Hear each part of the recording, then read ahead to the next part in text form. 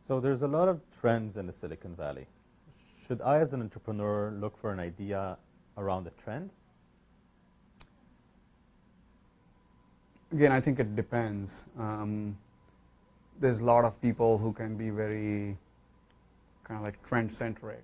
You know, social, mobile, local is hot, so let's all go chase that. Or everybody wants to, I mean, I don't know how many companies I've heard about shared economy. You know, back in 2000s, there was this wave about pets. So I think that there's a lot of this, I hate to use the word herd mentality. Everybody wants to go do the same thing. But having said that, I think it's valuable to look at current disruptions, current dislocations, like, for example, mobile.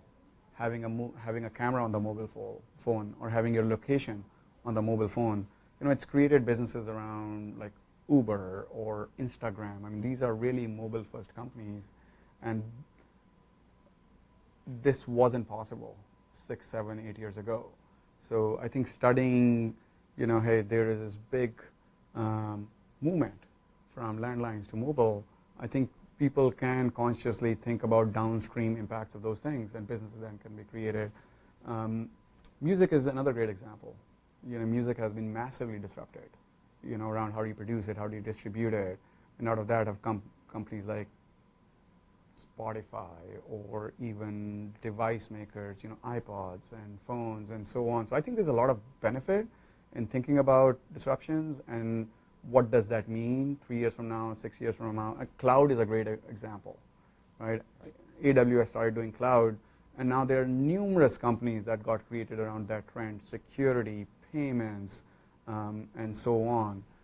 So I think it's valuable, but having said that, I don't want to just recommend that as the only approach. You know, we can see companies that are created in retail, in agriculture, in insurance, in data, and so on. So just old-fashioned industries that people are not looking at, but there's a lot of opportunity because, you know, incumbents populate those, and it's not the sexy thing to do, but you can definitely create businesses there. So as an entrepreneur, how should I think about competition, and how should it impact my product?